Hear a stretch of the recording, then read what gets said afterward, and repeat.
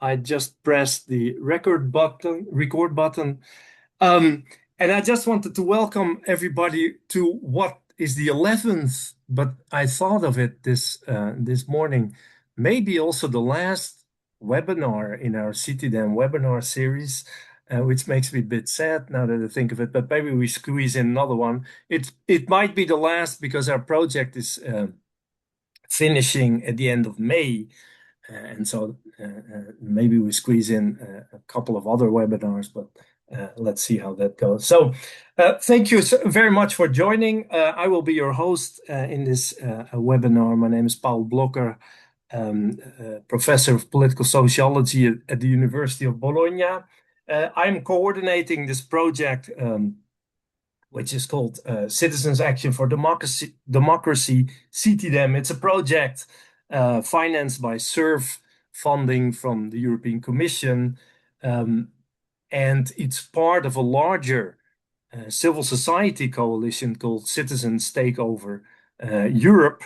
And that's also why I have to be honest, I'm very happy that we have Maciej Kisilowski with us today, because I think his project, that at least in the book form it came out, etc., is focused on Poland. I think there's major lessons also, not only for other societies like Hungary, but also for the European project, which, at least in my view, would definitely need some form of re-embedding. So thank you so much, Maciej, for accepting the invitation. Maciej Kisilowski is professor of law and strategy at Department of Legal Studies at Central European University. We can ask in the Q&A also if CEU is planning to go back to Budapest. That would be interesting. He's also 25-26 Europe's Futures Fellow at the Institute für die Wissenschaft von Menschen in Vienna. He's an author of many publications, including more, I guess, which is your main field, right? Economics, economic law, etc. But also in relation to issues that are closer maybe to some of the things I also work on, like the legal profession. And particularly important for our discussion today is, as you can also see on the slide, the volume that came out at the end of last year, if I'm not mistaken, Let's Agree on Poland, co-edited with Anna Wojciuk for Oxford University Press. So just a couple of words on the house rules for this webinar. We normally keep the mics muted, so if you can manage to unmute right now, you know why. We're a bit dictatorial, I have to admit, but we do that to keep Maciej undisturbed in his talk that he will give in a minute. Of course, after his talk, which will last more or less 25-30 minutes, I will give a couple of comments and I will open up the floor so that anyone can intervene as they wish. So let's get started. Again, I'm super excited that you're with us, Maciej. We had already other occasions in which we discussed the project, and you have been discussing it with many more important people than myself, at least. And I'm delighted to have you, as I say, a project that looks at how to reconstruct Poland in the wake of the law and justice, conservative, populist experience of government, which in itself is a spectacular topic, of course, and very complex, as we also see with the recent discussions about appointment of judges, etc. But it also very much speaks to another Central and Eastern European situation, that of Hungary. As we all know, a landslide victory for Peter Magyar yesterday, which creates, at least on paper, and maybe not only on paper, a similar situation as in Poland. That is, the try to return to a more liberal democratic pathway of these societies. So without much further ado, Maciej, the floor is yours, or the screen is yours. Take your time. We have plenty of time anyhow. So please go ahead, and thank you again. Thank you so much, Paul, and thank you everybody for being here. Given that it's such a distinguished forum of people interested in participatory democracy, maybe I will start with a brief procedural history behind this book. So this book is a product of a group called, called the Social Contract Incubator, which goes by its Polish acronym YOUth. It was formed at the height of the new rights regime in Poland in 2019 by about 130 intellectuals. But very interestingly, both fervent opponents of the law and justice government at power at the time, like me, and strong supporters of that government. And from the very beginning, our grand rules were, let's have an intellectual exercise of whether we can form a set of constitutional rules for our country that all members of the incubator would agree. We didn't particularly feel strongly about working on civility, dialogue, policy compromise. These are important topics, but this was not what we were focused on. We were strictly focused on the rules of the game. And we actually very quickly, within a few months, came up with a pretty coherent proposal and our first test, because it was the re-election campaign for the far-right government. And the far-right government in 2019 very strongly attacked us. But a very interesting thing also for me as a very progressive scholar, always since my very relatively young early 20s in a progressive bubble, first at Yale Law School and now at CU. It was very interesting and educational for me to work with far right colleagues, I would say now friends, co-workers, who and this was a particularly interesting moment when their government attacked us. So interestingly, none of them left the organization during that time. I happen to be a bit of a particular focus of the government's attention, even though Anna is our wonderful chairwoman. But the interest was on me because I was a convenient Soros connection because of the founder of my university. By the way, full disclosure, the Open Society Foundation has never sponsored this and also financially supported this project. And actually many liberals in Poland and beyond, or progressives, are very skeptical about it because, and you will see very soon why. So we survived the 2019 smear campaign against us, and then came another election 4 years later, when we put together the proposal in the form of a book. And sorry, that's my son.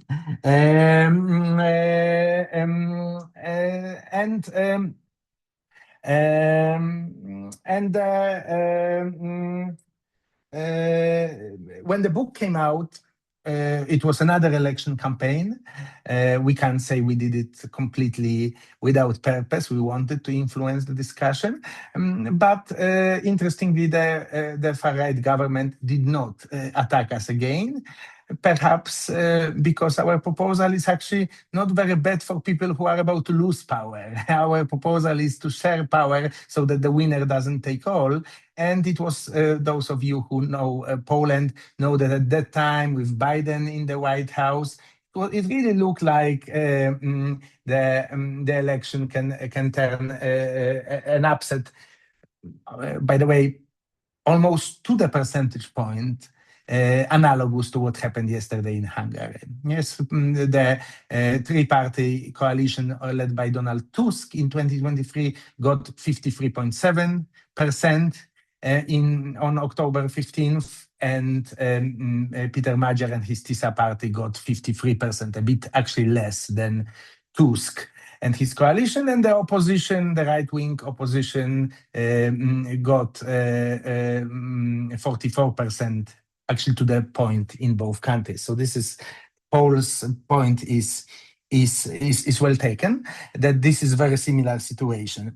So the book for an edited volume on constitutional matters, the book succeeded in one aspect. It sold thousands of copies, so it became a non-fiction bestseller.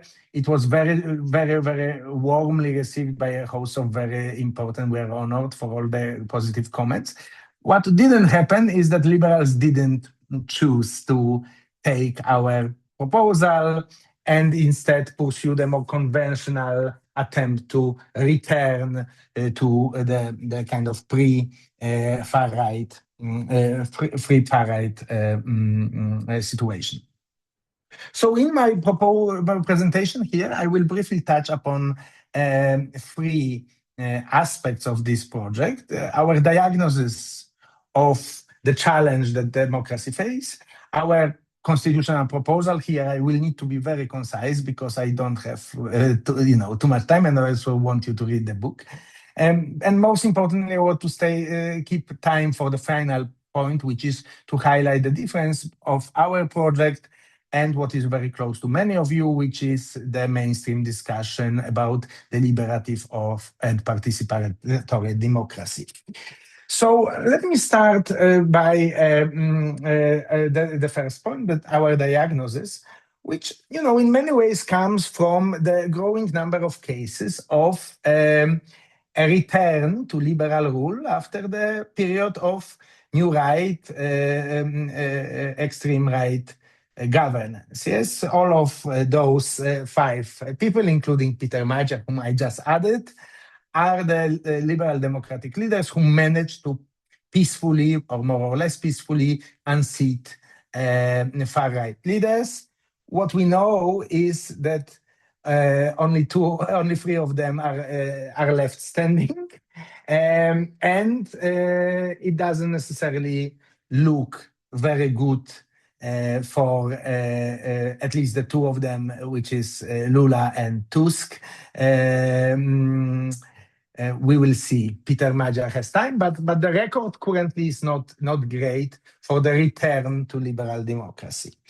And we think that the key problem that with this return is our definition of the problem, because the mainstream definitions of why we have this new right wave or populist wave usually come to three arguments. First is the materialist argument, yes, that it's a consequence of neoliberal policies, growing inequalities.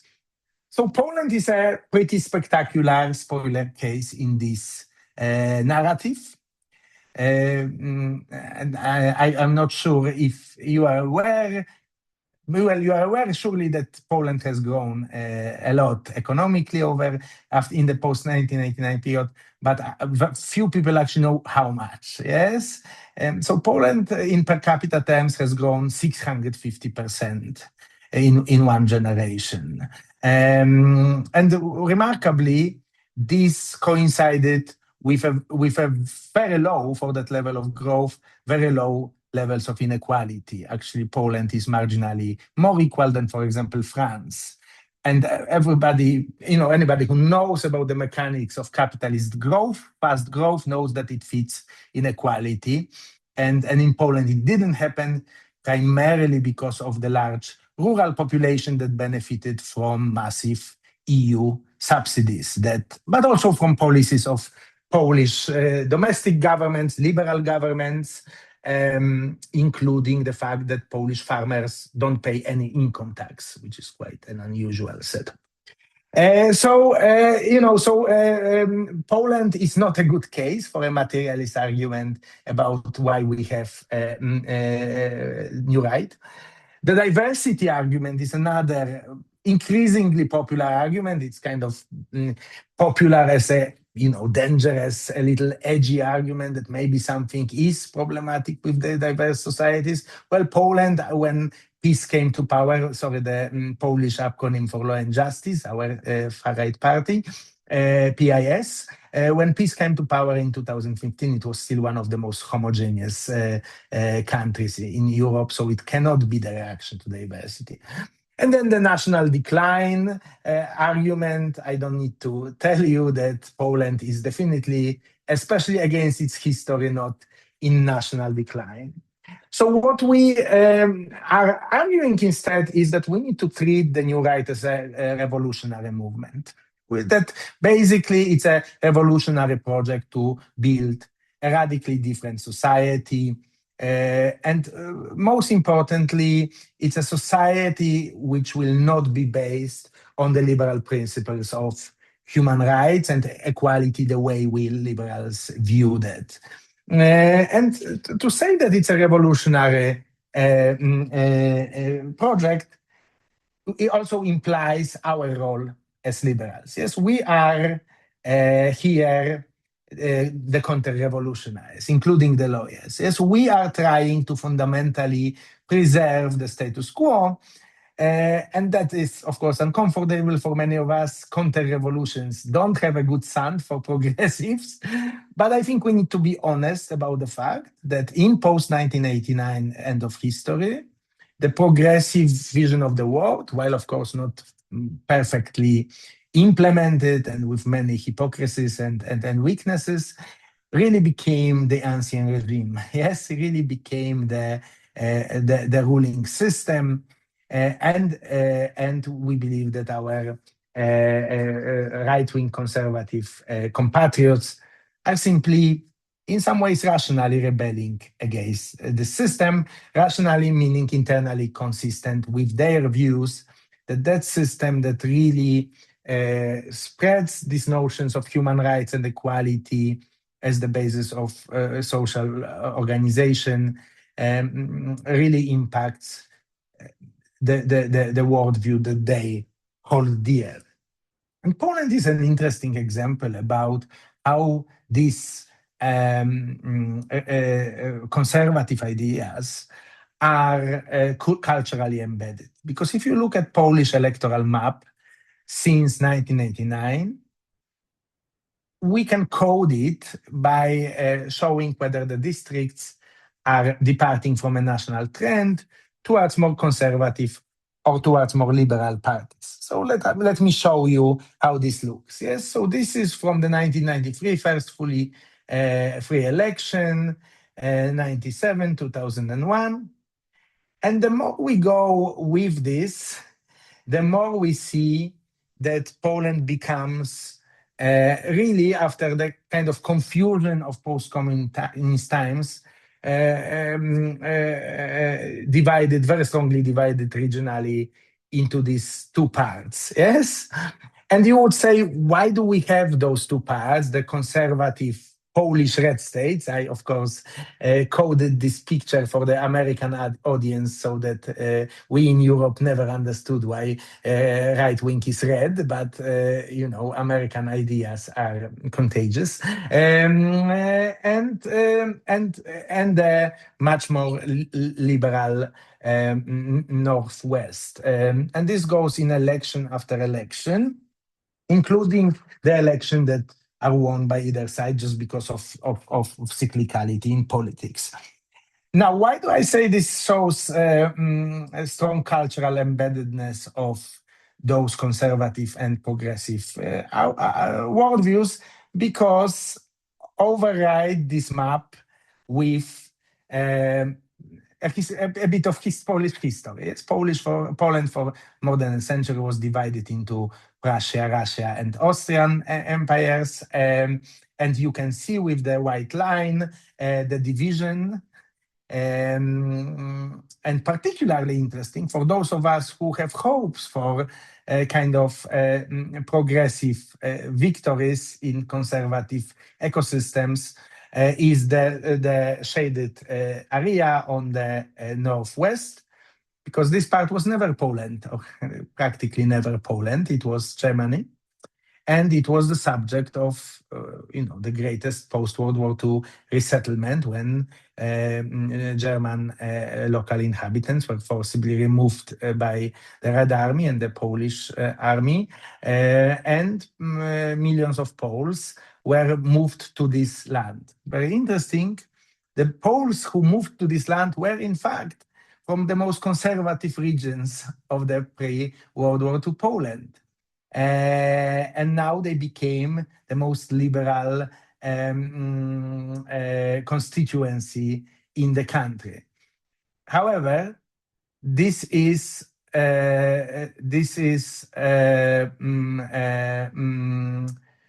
only happening in result of this massive human rights violation that was conducted by Stalin in post-World War II era. So I'm not sure if this is a good argument for progressives about how you can change conservative ecosystems, or maybe it's actually a contrario, an argument about why these ecosystems, these competing ecosystems, are very, very entrenched. So this leads me to the second part of my presentation, which is what we want to do with it. So our proposal is basically, we have the liberal or conservative winner takes all possibility.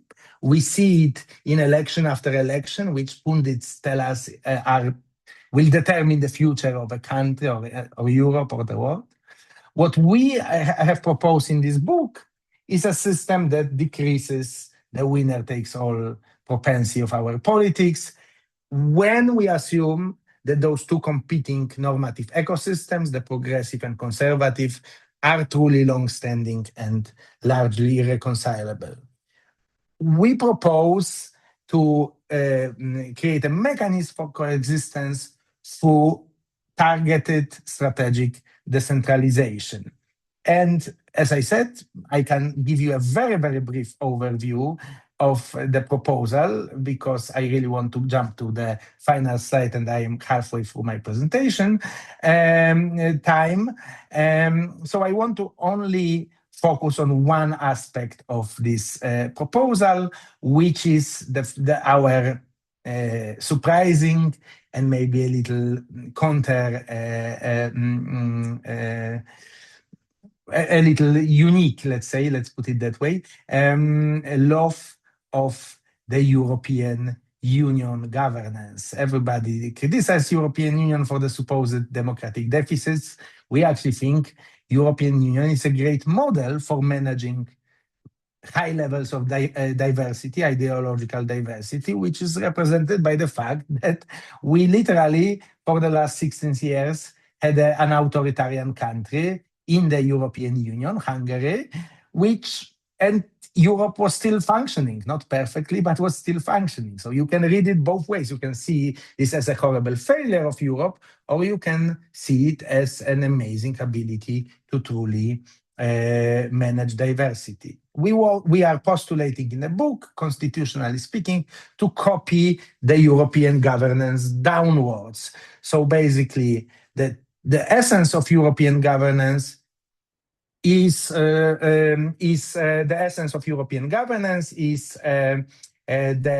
existence of a legislative body which is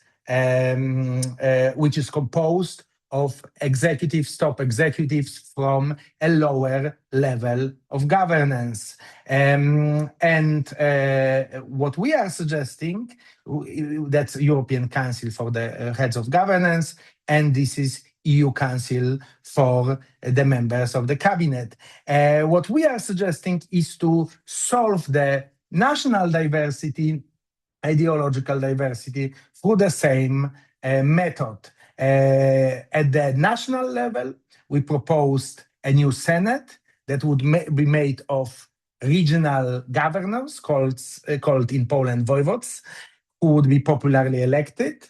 And at the local level and the regional level, we proposed a regional voivodeship senate composed of mayors. And this is really essential because what it gives you is kind of a very consistent and logical system from your municipality all the way to Brussels. When the legislature at a higher level needs to take into account the diversity as represented by the leaders of the lower level of governance. So this is one proposal. I'll skip this in the interest of time. The other proposal which we have is, in addition to this regional diversity, we obviously have in Poland what most of your societies have, which is the division into big cities, which are very liberal, and a more conservative countryside. And here we take notice that there are actually living examples of city-states which are very rarely discussed in constitutional literature as a separate category. There is literature on cities, but not specifically on those few cities which have the regional rights. I happen to live in one of those cities, in Vienna. Berlin is another, Hamburg. And what we are saying is let's make them popular. Let's give a lot of major, like 10 or 15 major Polish cities, this regional rights ability. So Vienna, some of you know, Vienna is governed by Social Democrats for 100 years, with a lot of progressive policies that are the result of this long rule. We even have a mayor who both is comfortable both at Pride parades and on the garbage truck. Another proposal that we have is that concerns judiciary. Here we also, there is lots of controversy around Polish judiciary, and we also say, let's involve in a bottom-up way mayors of our diverse country to into the process of selecting the judiciary. Details I will skip because we don't have time, but basically the idea is that there would be the professional nomination by the National Council of Judiciary should be coupled with the opinion of mayors from a region where a given judge would sit eventually.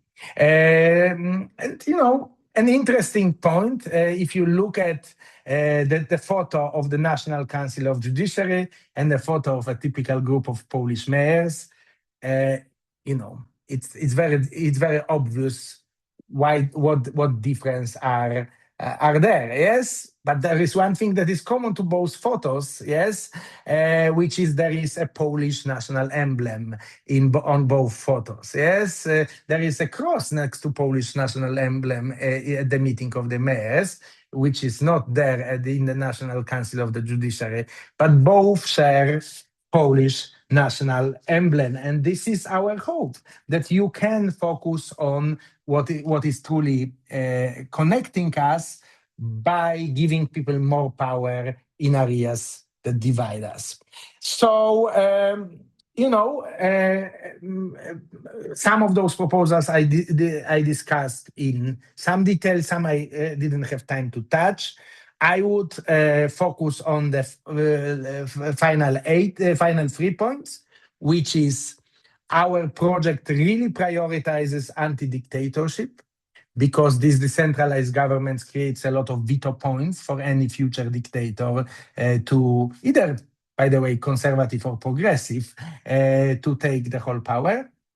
But I think even more important is the 2 final points, which is we really invite both our compatriots in Poland and our leadership now more broadly in the world to show more institutional imagination, to really look for institutional and not only policy solutions in response to this right-wing revolutionary conservative moment, and to approach it with a contractarian mindset, to really divide our normative disagreement with our conservative compatriots from the acknowledgement of their of the democratic legitimacy of their movement, fundamental democratic legitimacy of what they are doing, that comes from now, more than a decade, 2 decades in Polish case, of consistent popular support. And I think in this institutional imagination and contractarian mindset, we really share a lot with members here and with the broader movement on deliberative and participatory democracy. And this is where I want to finish, yes, because I want to indicate a few differences.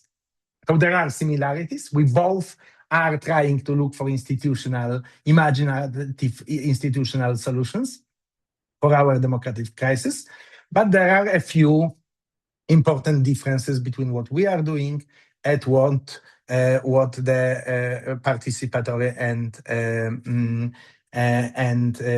deliberative democracy proponents are doing. So, the differences are in diagnosis. Deliberative democracy focuses mainly on policy misalignment that, as a nature of the difference. We strongly believe that the fundamental progressive conservative divide is epistemic. Yes, it is a different way of approaching normative questions, different way of arguing. The reasons, the why behind the difference is for deliberative democracy mostly process related, exclusion, alienation, communication failures, and we believe we are facing two fundamentally different ideological projects. The temporality of the difference is, in our view, long-standing. I showed you the maps of the 19th century Poland for a reason, while for deliberative democracy is much more context-induced. The organization of the opponents to the mainstream liberal, that is in deliberative democracy sometimes implicitly indicated, but when you say, let's just invite citizens to a school to deliberate, you implicitly assume that this opposition is fragmented, that it is individualized. While we believe it's very coherent, it's actually a global ideological project for all its difference. All global revolutions in history were internally not perfectly homogeneous, but we think New Right counts certainly as a coherent global revolutionary project. We believe the objectives, very importantly, are not just about policy outcomes about which we can deliberate, but the really big problem is that we have different visions of a normative ecosystem, yes, and thereby, each particular concession that you make may individually be okay, but at certain point you reach a moment when the totality of your concessions that you made, and this is something I heard very often from my conservative co-authors, that for all those years after 89, they were making small concessions on the way to EU, but then the totality of the concessions made the world unrecognizable to them.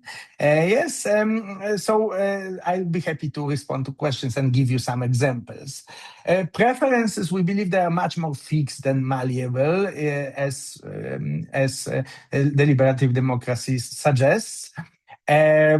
Process legitimacy is really important for deliberative democracy. And in the final chapter of the English edition of the book, we make a very powerful, powerful is a wrong word because it's not for me to decide, but impassioned, I meant impassioned case that really key to long-term legitimacy is output. Yes, whether you really like the result of the process, not whether you sit in a school classroom to discuss it.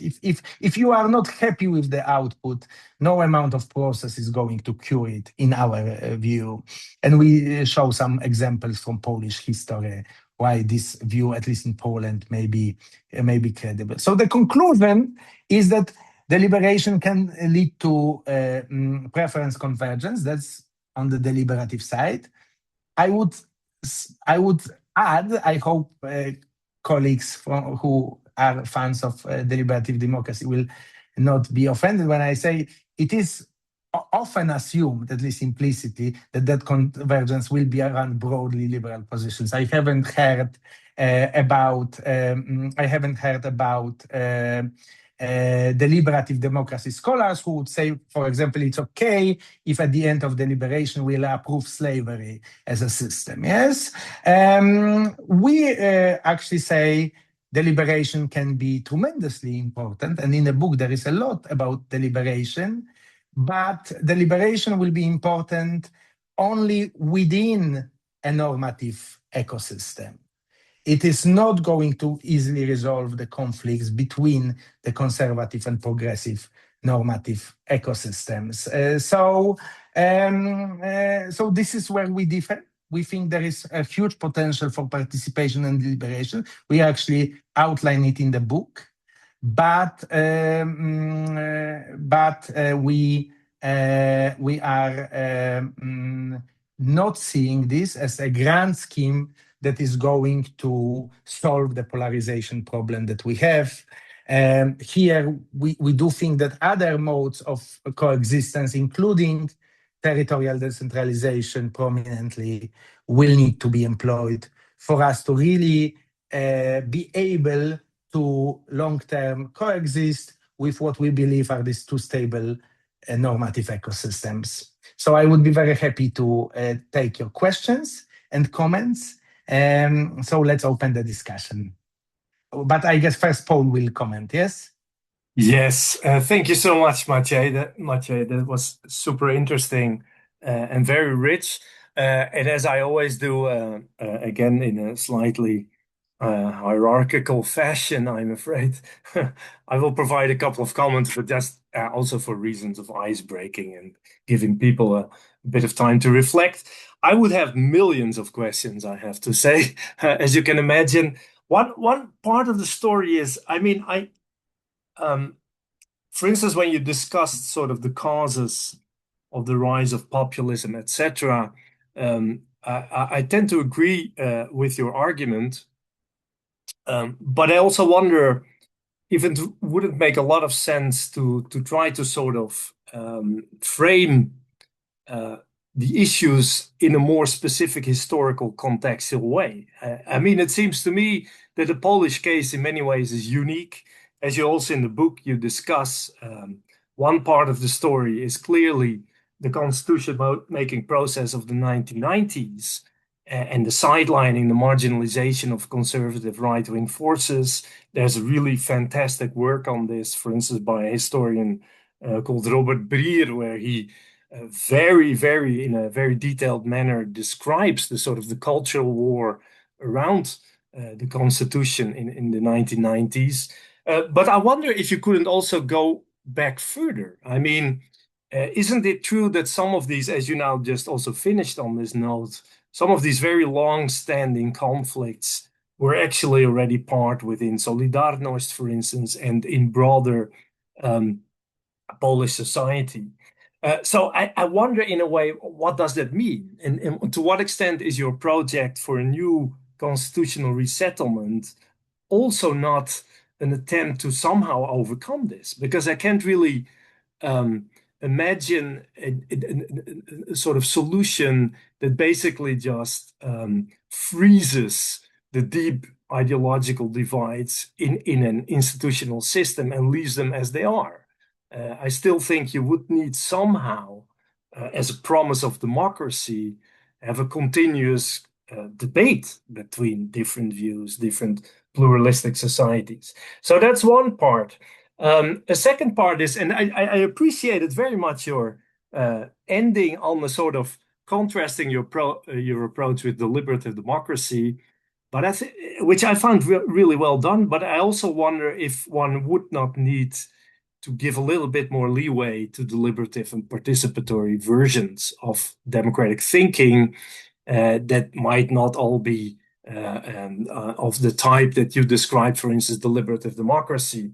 And linking this discussion to the last discussion we had in the preceding webinar with Jan Olofsson on the Icelandic reform process, I wanted to ask you, why isn't there in your description of the sort of the renewal of the constitutional settlement in Poland a participatory component?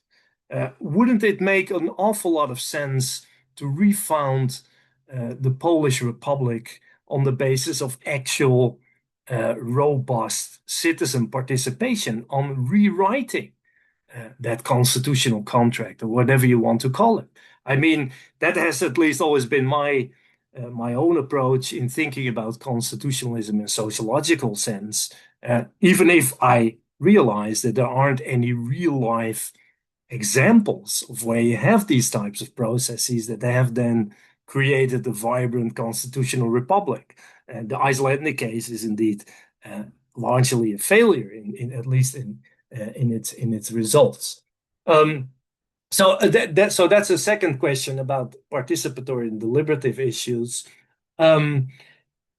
Another issue I would want, because a part of the book I really like is where the different ideological camps describe their dreams, which I think makes a lot of sense. But I also wonder, it's a bit referring to my earlier question, is if, as you described it at the very end, these ideological divides are so deep that they can hardly be overcome, how can this ever work? I mean, I tend to agree with, in my own work, I call it maybe less revolutionary, but a kind of heterodox approach of conservative right-wingers that, as you said before, they don't recognize themselves in current liberal societies because of a whole range of changes. But then again, you can also argue, ultimately, we still keep on using the same language along lines of human rights, along lines of elections, parliamentary democracy, etc. So aren't there any ways to indeed to link all these, a kind of overlapping consensus of the roles kind, maybe? I never really liked that idea, but let me play the devil's advocate, where you could link these discourses and because, and that will be my final point, I also believe if you put the whole rise of populism, in particular of the right-wing, conservative right-wing kind, part of the story is fabrication, is stimulating polarization for political gain, which is not necessarily the same as deeply believing in one's positions that cannot be overcome or cannot be compromised upon.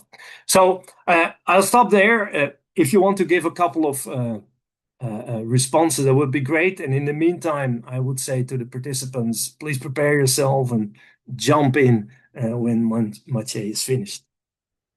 Thank you so much. This is incredibly rich set of questions.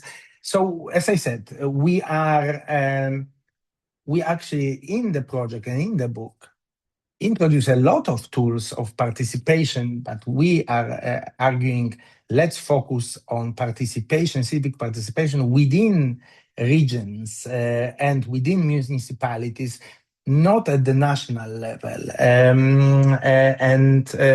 The reason is because of the diagnosis, because we do believe that what we are facing are the differences which are not at the level of our nations, divided nations, that are not particularly prone to deliberation. But that, crucially, responding to your point, does not mean they are unsolvable. Yes, we actually, in the book, analogize, give an example of linguistic differences. Yes, it is awfully difficult to have a conversation whether German is preferable to Italian. Yes, neither side will have good arguments to really hold a good conversation about it, to have a deliberative process or arrive at a compromise at the end. However, there are dialects that combine different languages. Yes. So in our book, we are actually and the whole second part you mentioned, where we are actually quite unusually for an edited volume on constitutionalists, ask a group of very, very prominent Polish fiction writers to help us create those dreams about different ideological regions, how they would work. We purposefully said, let's not have two. Because the reality would be, if this proposal is implemented, you would not have a conservative Poland and a progressive Poland. You wouldn't have two Polands, yes? You would have 17 Polands if we have a current number of regions, or 20 or 25 if we have these cities with regional rights, more Viennas in Poland. There would be different shapes or shades of progressivism and conservatism, but this will work out organically, for example, through the preferences of given regional communities. And then we argue you would actually have a communicative process at the national level. What you want, and I agree, it is important for any nation to communicate with each other. And the book, actually, the fiction chapters show a lot of communication between regions, but communication that is not structured around convincing, or this pressure to converge on a common position, but communication which is more like, let's exchange our experiences in living in this mix, or in this mix, yes? And this is, I think, why the linguistic analogy is very useful, because people speaking, in Switzerland, in French, German, Italian, and people who speak in languages that are blends of two, let's say Luxembourgish, yes, can talk with each other about their experiences. But it would be awfully difficult if we force them to convince each other to arrive at some compromise, yes? And that's what we are saying when we are saying ecosystems. We are not saying these are fixed, and that there, even less that there are only two. In fact, if you think about Polish centralized French-style semi-presidential political system over the last, since 1989, and you think about the maps that I showed you, that centralized system clearly increased geographic polarization, yes, which is such a paradoxical outcome. Part of this, it was a post-communist confusion. What you mentioned, the fact that there was this stunning realignment, which culminated with the 1997 constitution, where post-communists actually realize they are much closer ideologically from opposition solidarity liberals than solidarity liberals to the real, worker, religious Catholic core of solidarity. But it's not only that. Also, the system, the winner-takes-all system, forces us into those two camps. Partly, it's a byproduct of how we think about politics. Because we have given so much power to our centralized governments, which rely on the outcome, usually a narrow outcome of an election. You mentioned, you called Hungarian yesterday's outcome a landslide. 53% is not a landslide, yes? It's a landslide in today's world, yes? Where the election is decided by half a percentage points, in Florida, yes? But the fact is that this forces us in those two camps. It reinforces the incommensurability of those two ecosystems. If we want to get out of it, we need to unpack. We say we need to unpack the system. So we need to have a communicative process, but not through the frame of convincing and arguing, which social media, basically escalated to grotesque proportions, but through a system of continuous multi-level game of living partly together and partly side by side each other. Excellent. There's lots to be discussed here. I already see, Bianca, you put a long remark in the chat. I don't know if you want to voice it yourself. If not, I can just share it with everybody. You can read it yourself, of course, but it's an important point that I actually also had in mind. That is,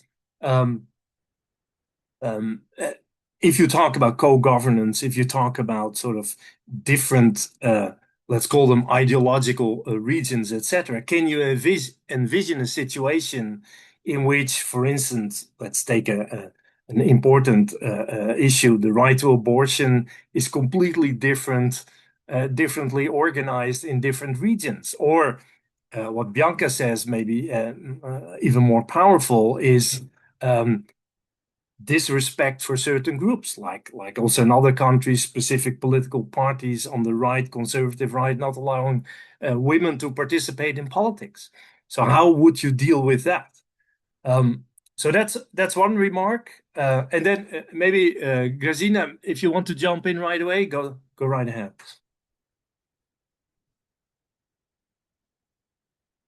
Oh, this is my fault. I still need to allow you to unmute, because otherwise, sorry for that.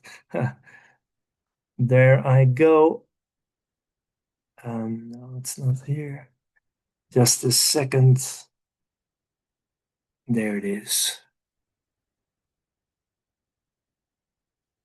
Okay, it should be working now. Please go ahead, Cassie. Yes. So I am allowed myself to take part in this debate, because even if I didn't read the book, so that is my fault. But from that I have heard now, and also from that short debate with Paul, I would say I have two questions connected with this presentation, and I think with the book as well. My first question regards agents. So where do you see the agents of such a tremendous change of the constitutional design?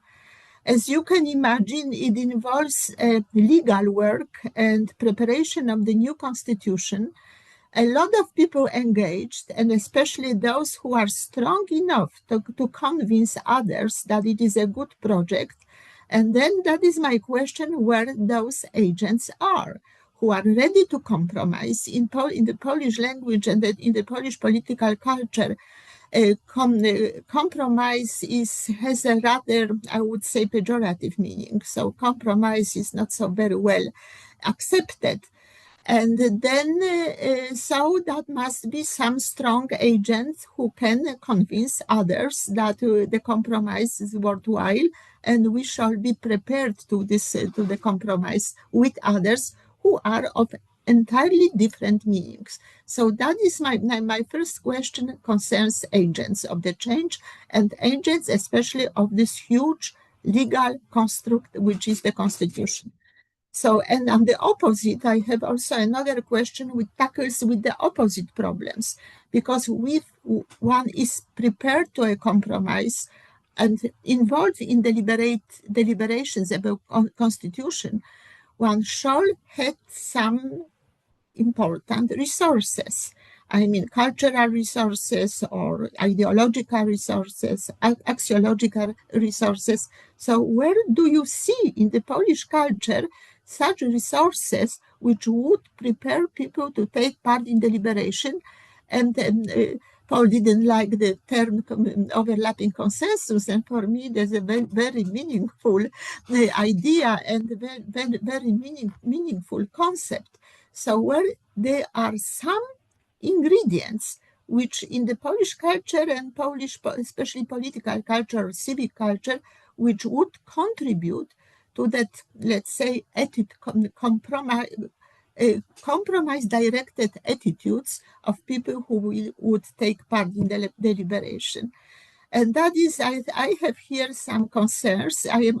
Nowadays, I am preparing some outline of a book on constitutionalism too nowadays. So that is of great interest for me.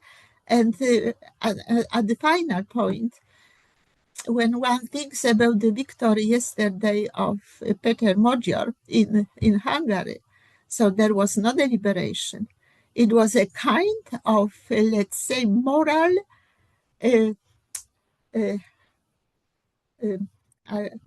rejection of something what was going on in the country, in Hungary. When you have seen those young people on the streets and those demonstrations, so they were not deliberating at all. They were very much emotionally engaged in rejecting of the system which they didn't like. And that reminds me somehow also something what happened in Czechoslovakia still at the time of the Václav Havel victory. And I had a little bit of a deja vu when I was looking TV yesterday. But that is not deliberation, and this emotional engagement is very important. And that emotional engagement had some, let's say, is anchored in something, the emotions, in some kind of. Yesterday, Peter Mojar many times referred to national pride, and I think that is something what contributed to the overlapping consensus in the Hungarian case. So that is my question for you, on the one hand about agents, on the other hand about those axiological, cultural, moral foundation of the deliberations which are necessary. Thank you. So that is that I would like to ask. Okay, Maciej, I would say please, if you want to respond to the various questions, I see it's not an easy task. And it includes also Bianca's remark in the chat. And then after your response, we have Calypso and Dave, which I put on my list. So go right ahead, Maciej. Okay. Yes. Bianca's point is, of course, very well taken. And it's like, what are the borders of this decentralized settlement? In the book, we say, let's just make the European Convention on Human Rights the border.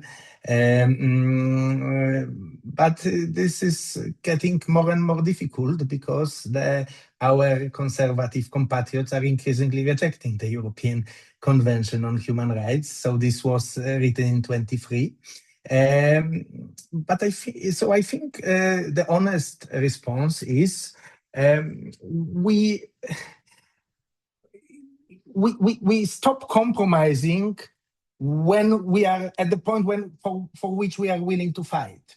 Yes, so America at some point decided this kind of decentralized compromise around horrific system of enslavement can no longer hold. And the way it stopped compromising was to fight a war in which 7% of the population perished.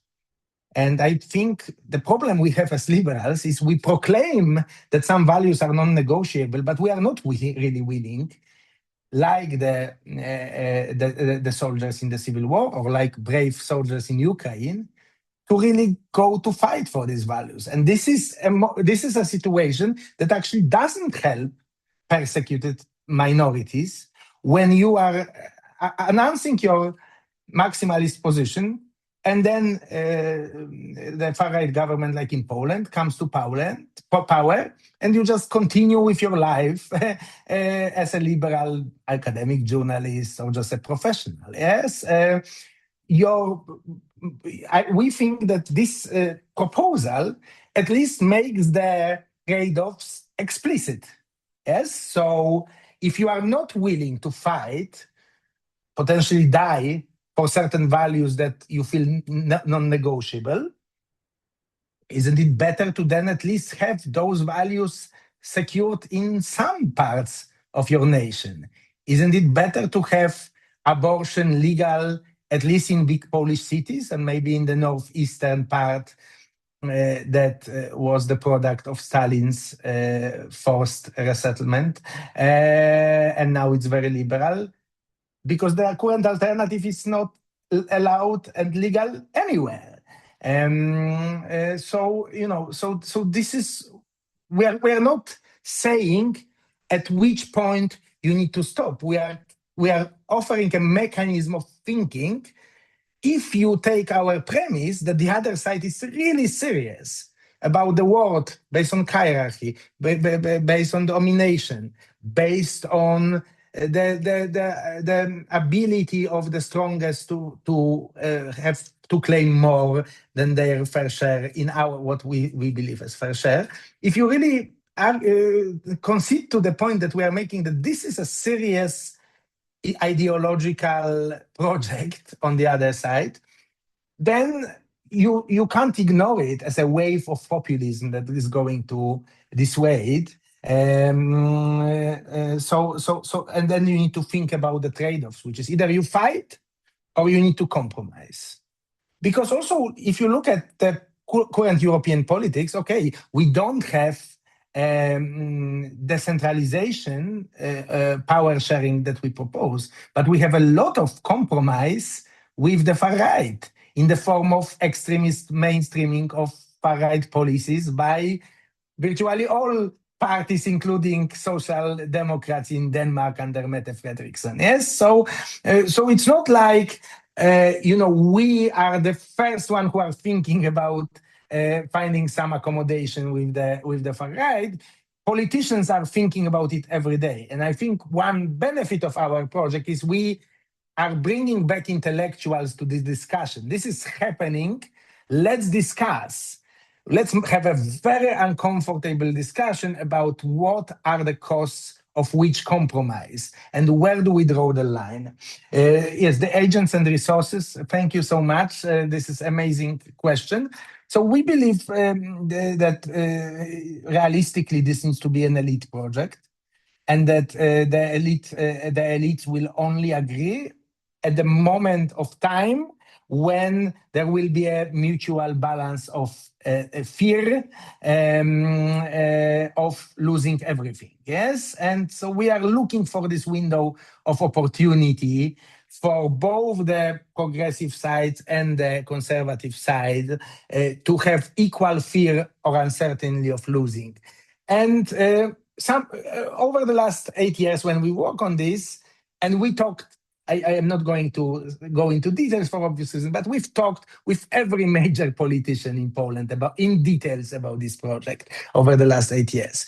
And we saw moments when we were very close to this balance, but then things get off. One side gets a little too confident, the other side reacts. So I think this requires a moment when elites will agree.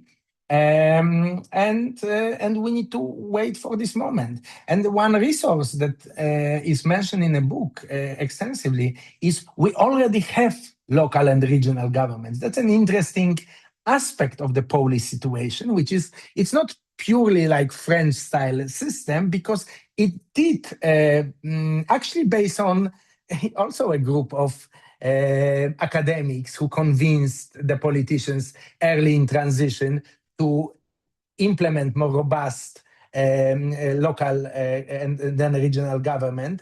So it exists. What we are saying is let's give them powers and also make them what is very innovative, the senates, which I am so excited about. Whenever I talk about senates, I get very excited because the idea is let's bring these local resources, local regional resources, this legitimacy to co-run the country as a whole. If you think about our Senate of voivodes, be it 15, 16, 20, or 25, this will in practice be the most powerful people in Poland after cabinet ministers.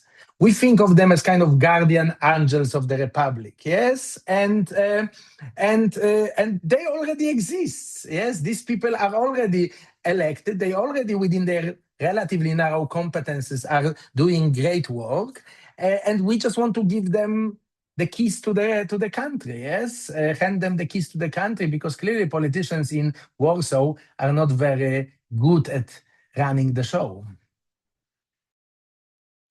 Thanks so much. Calypso, great to have you with us. Please go ahead. Yes, great to be here. And Maciej knows how much I value Let's Agree on Poland, both because we all care very much about Poland, but also because of the fractal theory, connotation of this whole project. The fact that living with our differences in a peaceful way and productive way is certainly a goal for all countries in the world and all of that. So everything you're saying is so crucial. And there's two sides to it, to me, or two sides to my questions. I mean, one is the fact that I think you yourself would agree, and in everything you said, that coexistence, the obvious first step to the story, is not enough. And decentralization is a big part of the solution. But if you're in one country or one continent or one world, there is more than coexistence. And so the logic beyond coexistence, or the concept, the principle, has to do with, mutual. How far do we go with engaging with our difference in mutual recognition of each other? And there are a number of points that, I'd love for you to kind of push more. First of all, opening the black box of the voivodeship themselves, because you showed this map. There was some pink next to the red, but there is the fact that, sure, not winner take all for a country, but of course, fractal theory will tell all the way down there's differences, including within families. But in these voivodeship, they may be red or blue, but they're diverse themselves. So managing this diversity in a way that really engages the life of people who are, quote, on the other side at every level remains, a challenge. And this is where we come in with the deliberation side of the story, which you have in the book all over, and especially in the novels part, which is wonderful and which I love, obviously. But the second thing, so one is how do you go all the way down? The second is free movement, because in the book, and you said it again, you insist on the fact that there's a whole infrastructure between the voivodeship, between the cities, and they're all connected. At the end of the day, it's one country.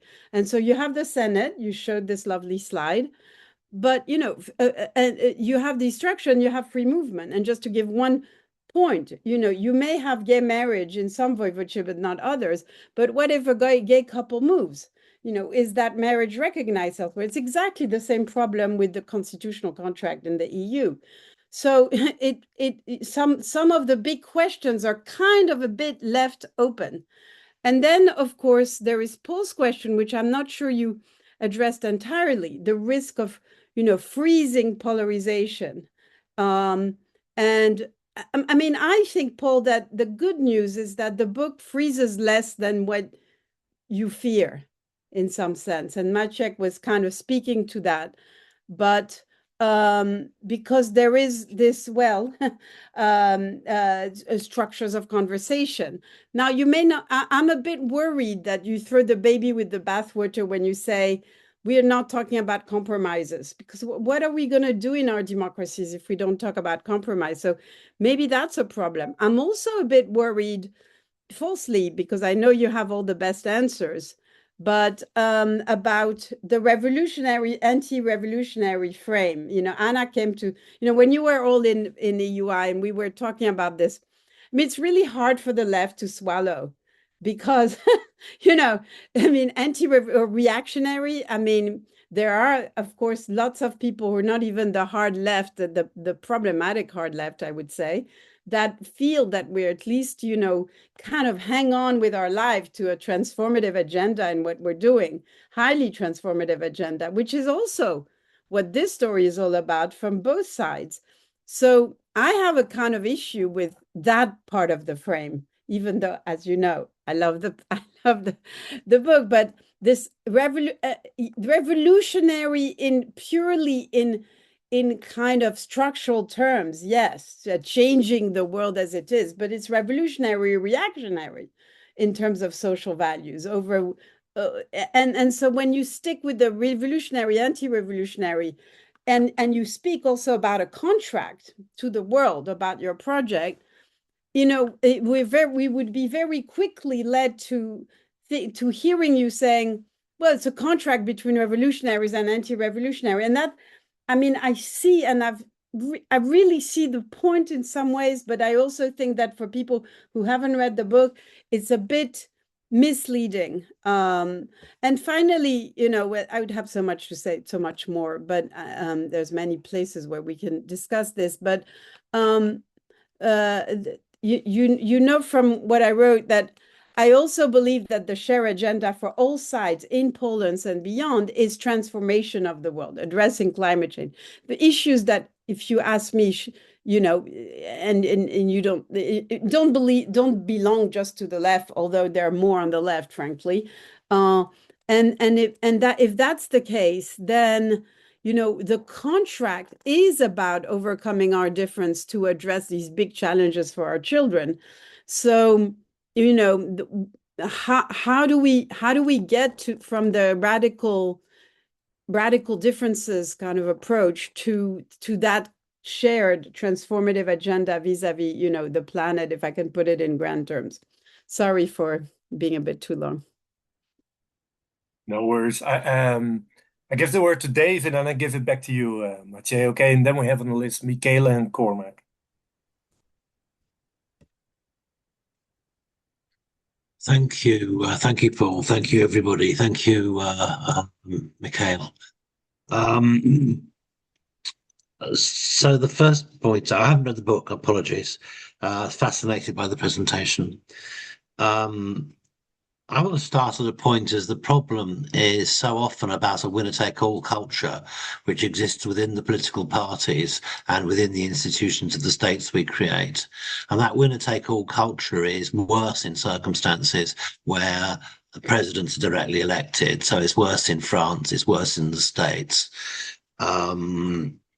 Because parliaments can compromise, parliaments can work for a second best solution, which has more support than a competition of first choice solutions. So I'm curious that you're championing mayors, that in the United Kingdom over the last 20 years, there's been attempts to introduce more mayors rather than have council committees running the big cities, running the local authorities, many of which are the smaller ones are, say, 250,000 people. And it's not something I support, really. So I would ask you whether you consider your focus on mayors and presidents to be a mistake.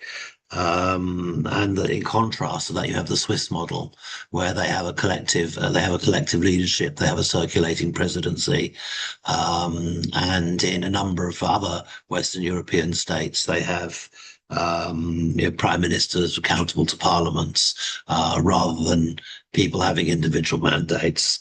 And the second point I wanted to raise was about the decentralization of power, because one of the pieces of work I've been doing in CTOE is trying to popularize the idea that subsidiarity is merely a contract between the union and states, but its principle needs to go further down.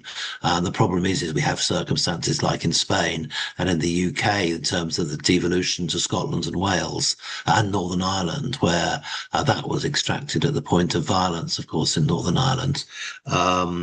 And that the decentralization it can't work if it's given away, because the centre will always take it back.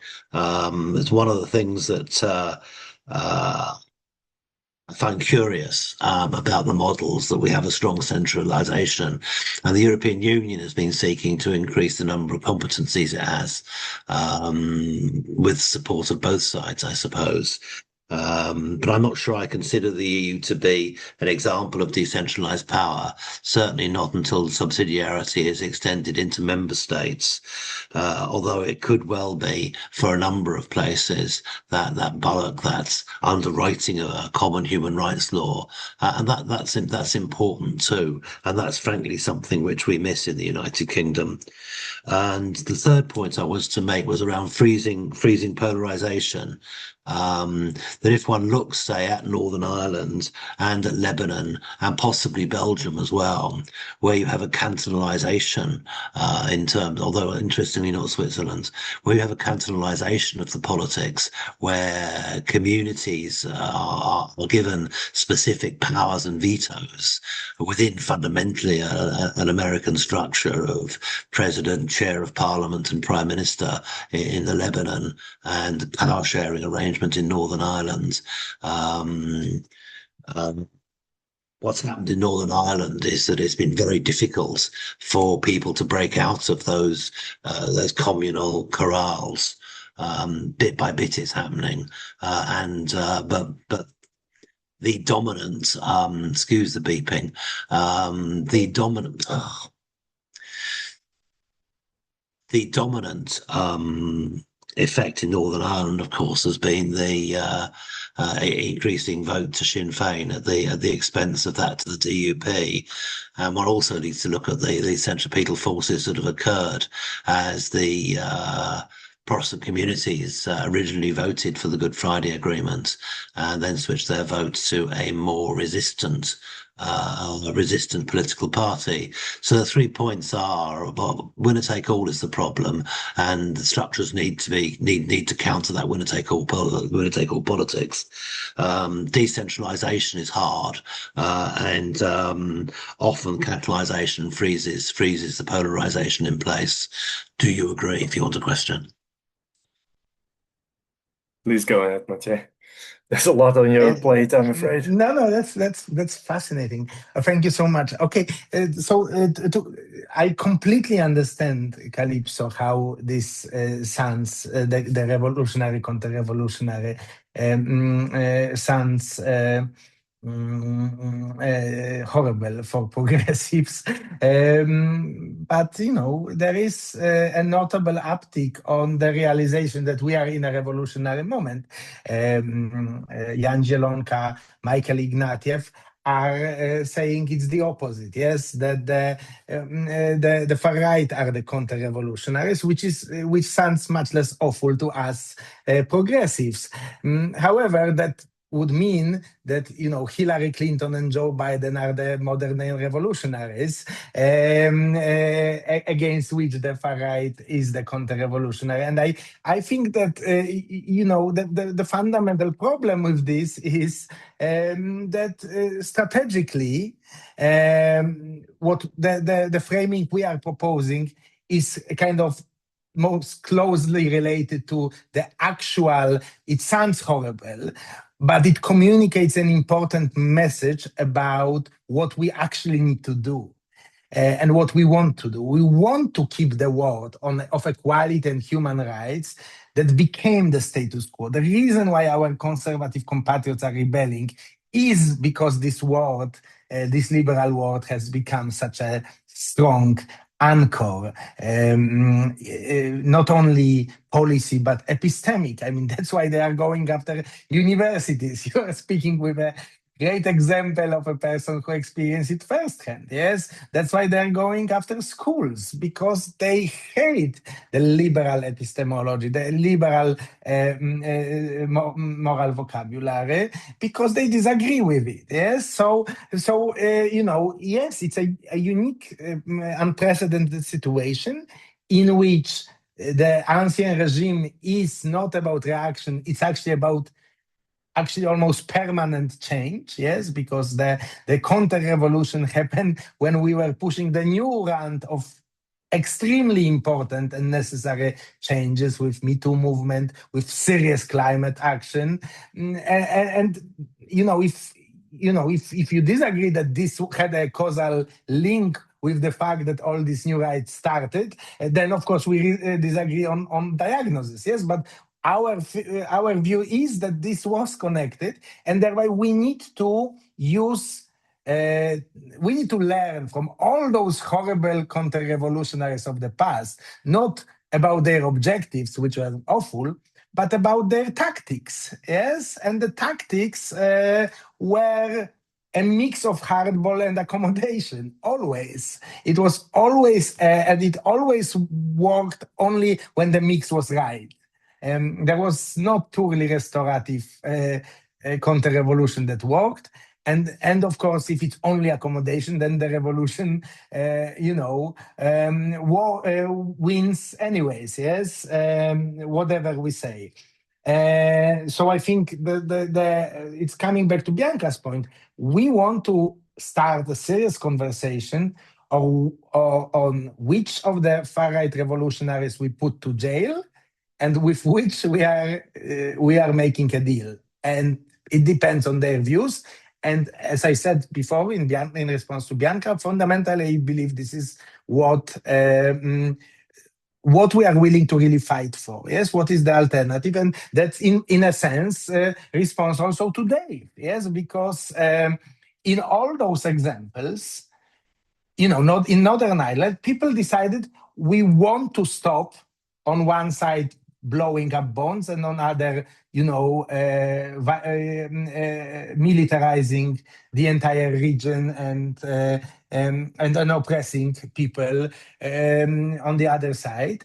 And the alternative is imperfect.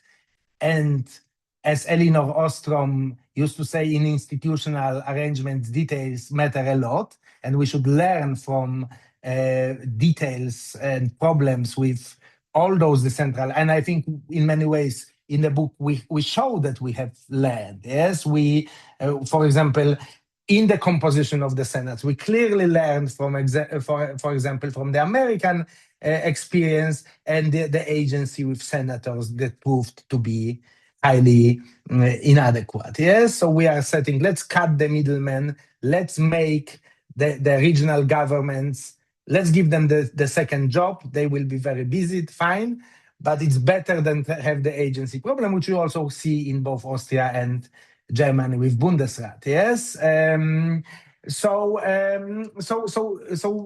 we are all for learning from other examples, but we do believe that fundamentally the question is of alternatives, which gets back to diagnosis.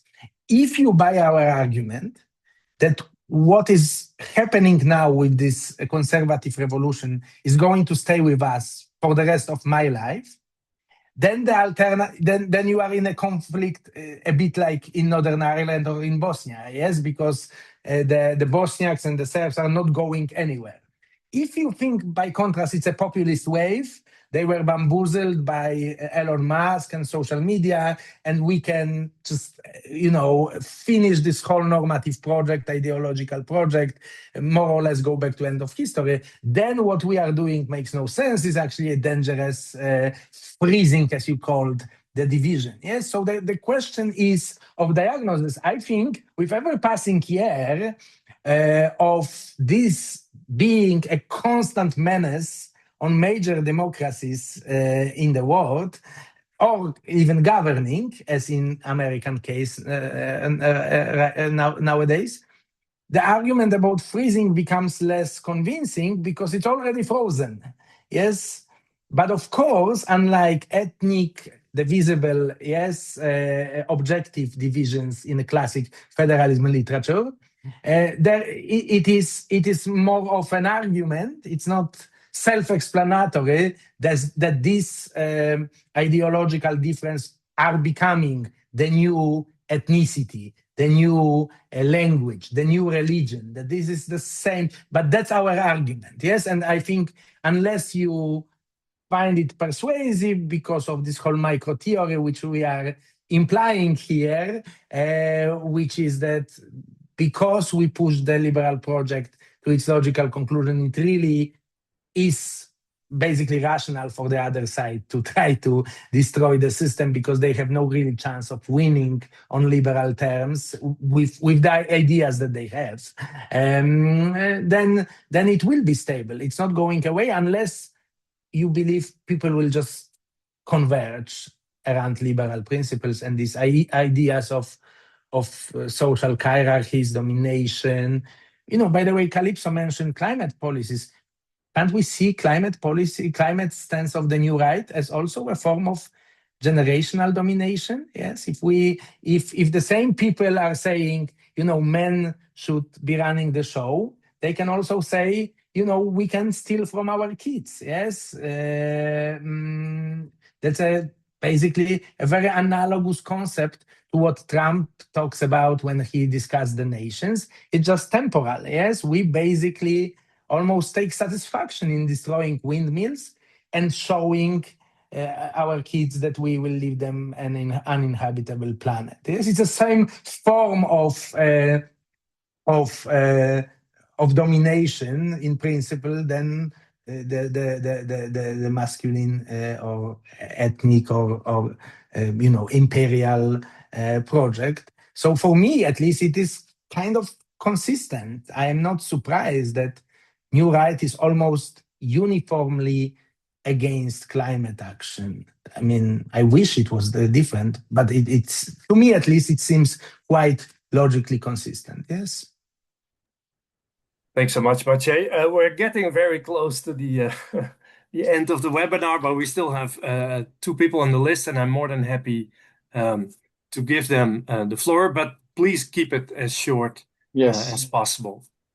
Yes. So I read what I wrote in the comments. So thanks, Paul, to organize this. Thanks so much to share your ideas, presenting your book. So I was curious of 2 things. One, if in the book you are discussing the model of Switzerland consociational democracy, sorry for my bad English, because there, there is maybe something similar to the idea you're proposing, and also decentralization, federation, at the same time, what is interesting in the Swiss case that you have this consociational democracy at the national federal government, and at local level you have a lot of participatory deliberative democracy, maybe more participatory in terms of institutionalization, but deliberative democracies can probably be further implemented there coherently. The second thing is, which is the constitutional path you imagine to realize this constitutional reform you are proposing? Because this is also maybe something interesting also for the Polish case, but I would say also generally speaking, how you arrive to a new constitution is not so easy. Like, it's of course depend from the context, the constitution you have, the way you can reform a constitution in a given context, etc.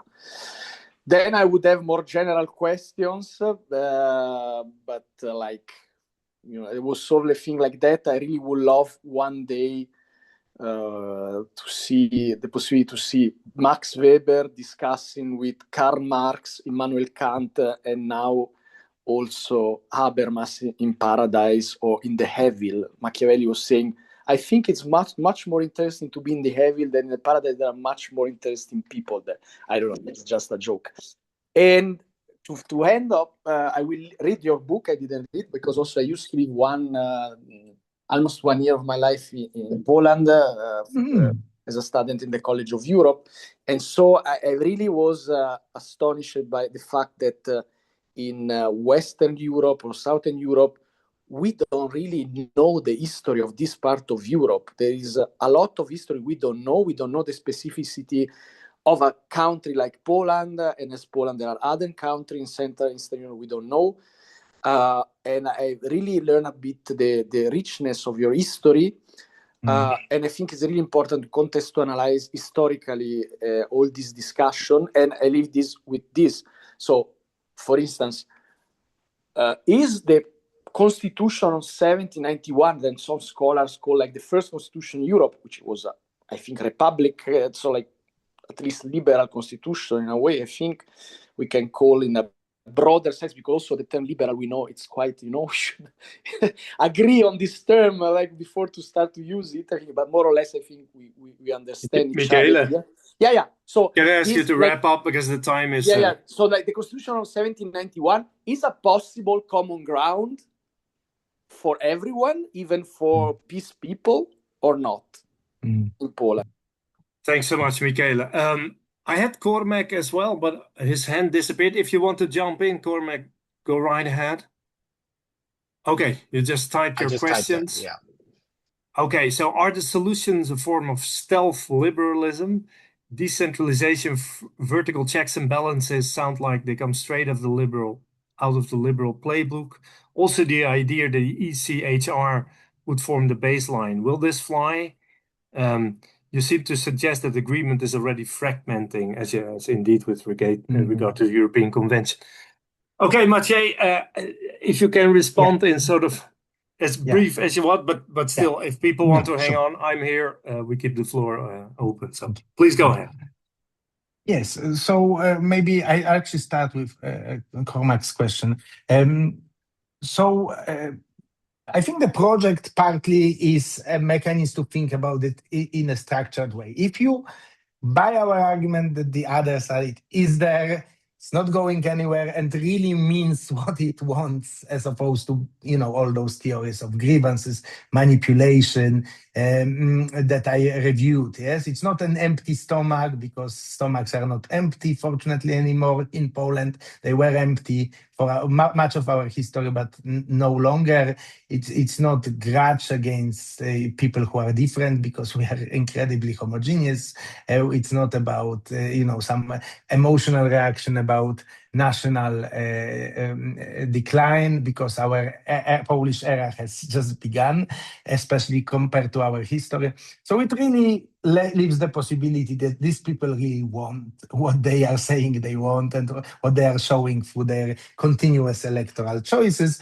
And if this is the case, then you really have clear trade-offs at the table. So let's say we do convince them to stick with the European Convention as a baseline. Our way of thinking would be, then you need to give them a lot of ability to do religious education in their conservative regions, so then they accept this unwanted compromise on the ECHR. Yes, so this is more like a method of thinking about it's coming back to how to actually Michelle questions about how we are going to do it. I mean, the method is simply to recognize the other side as democratically legitimate, if not by our standards morally legitimate, that's fine, but democratically legitimate, and understand that there will be no constitution in a sociological sense, as like the rules of Poland doesn't have, in my view, a constitution at the moment. Yes, because every time the government changes, the rules are different. So there are no rules, right? So if you want to reinstate the rules, you need to find a way in which all those people who have this, in my view, horrible ideas, will at least in large part agree. There is no other way. So in terms of our end goal for this is, one is maybe to convince the politicians to adopt kind of more territorial power sharing. By the way, Switzerland, you asked about Switzerland. Switzerland was the first, the embassy of Switzerland was the first who gave us money for this project. So not Soros, but embassy of Switzerland. And of course, there is a huge Swiss influence on this. Also because parts of Switzerland are really, really conservative, and are, through these deliberative processes, are making morally horrible decisions, like banning minarets. Yes, and we are still, I guess, okay, because we are not all going to invade Switzerland over minarets law. Yes, so we are accepting it. So one option is for the politicians to adopt it. But another option, which I would take as a total victory of our little group, the Social Contract Incubator, is that if in response to our proposals in this book, people say, this is a terrible idea, decentralization will make all things only worse. However, we recognize that the institutional and constitutional status quo is not sustainable, so here is a better idea. I would love people to start bringing up alternative ways in which the seriously taken Polish progressives, which have been around, as many of you know, for centuries, with exquisite literature and philosophy and sociology, coming from the Polish progressives. And Polish conservatives who have been along, as I showed you on the maps, for centuries as well, will recognize that the only way is to find a system that both teams on this football field would recognize as rules of us playing football. And anything else is just unacceptable, because it means we are operating without rules. We have a situation currently which literally we have two sets of judges, two sets of constitutional court justices. Everybody is increasingly saying they will put each other to jail. This is madness. A country cannot operate that way indefinitely, yes?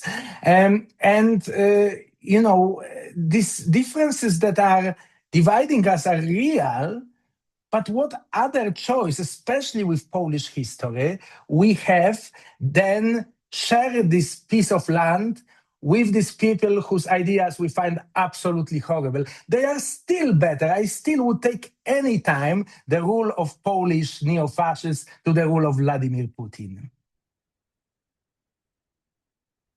Well, these are wise words, I suppose, to end on. Yeah, I think we have to wrap up. I just want to thank you so much, Maciej. I mean, this is part of an ongoing conversation, as you indicated so nicely. I invite everyone, maybe Grazina was already writing a book to respond to Maciej's call to write even better proposals. Yes. That's exactly what we need. So thank you so much, everybody, for joining tonight. And we keep on discussing this in different fora and hopefully soon somewhere in a face-to-face setting. Thank you again. Have a wonderful evening and hope to see you soon. Ciao, everyone. Thanks, Paul. Thanks, Maciej. Bye-bye. Thanks again, Maciej. Thank you.